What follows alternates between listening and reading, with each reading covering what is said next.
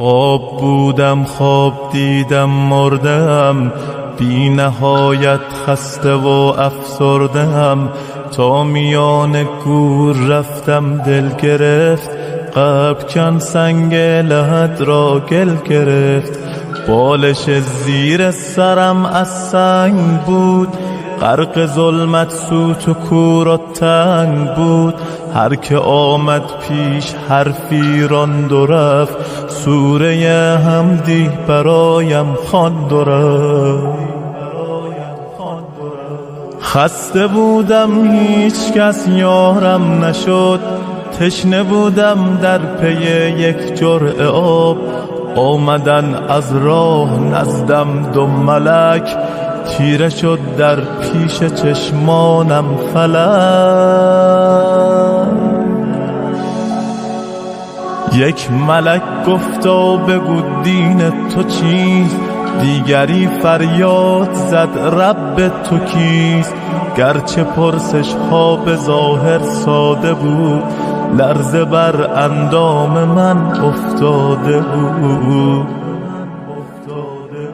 چهره ام از شرم می شد سرخ و زرد، بار دیگر بر سرم فریاد کرد. در میان عمر خود کن جستجو، کارهای نیک و زشتت را بگو.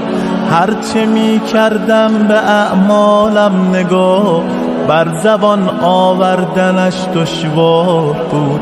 چاره ای جز لب فرو بستن نبود، گرز آتش بر سرم آمد فرو. چون ملائک ناامید از من شدن، حرف آخر را چنین با من زدن. عمر خود را ای جوان کردی تباه، نامه اعمال تو باشد سیاه.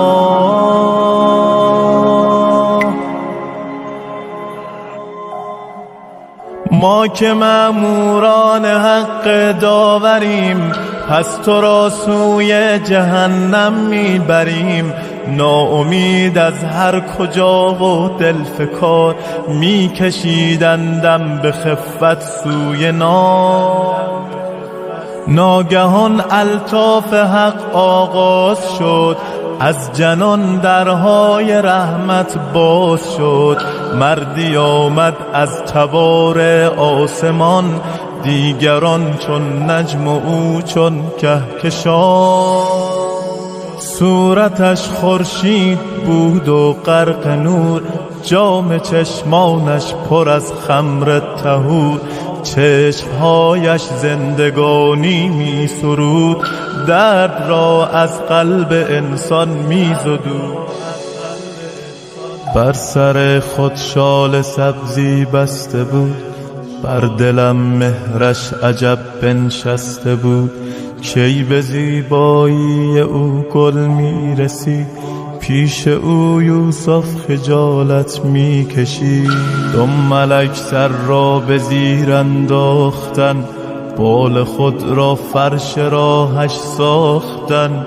غرق حیرت داشتن این زمزمه، آمده اینجا حسین فاطمه. صاحب روز قیامت آمده، گوییا بهر شفاعت آمده. سوی من آمد مرا شرمنده کرد، مهربانانه به رویم خنده کرد. گشتم از خود بی خود از بوی حسین، من کجا و دیدن روی حسین.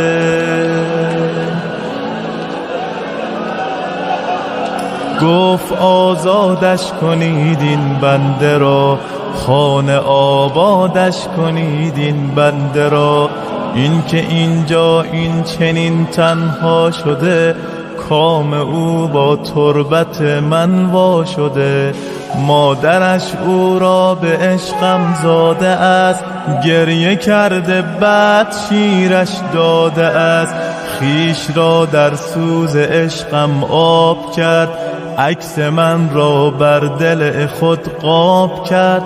بارها بر من محبت کرده است، سینه‌اش را وقف هیئت کرده است.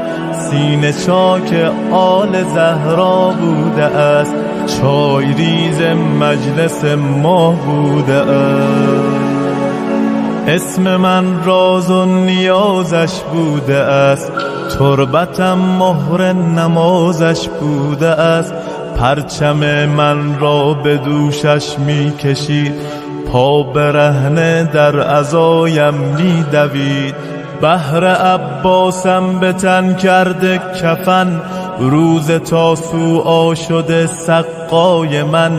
اقتدا بر خواهرم زینب نمود، گاه می شد صورتش بهرم کبود.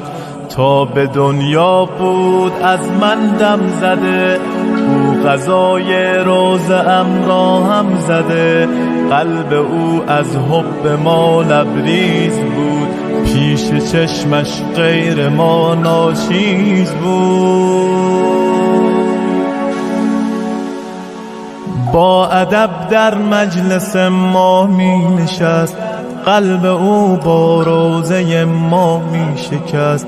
حرمت ما را به دنیا پاس داشت، ارتباطی تنگ با عباس داشت.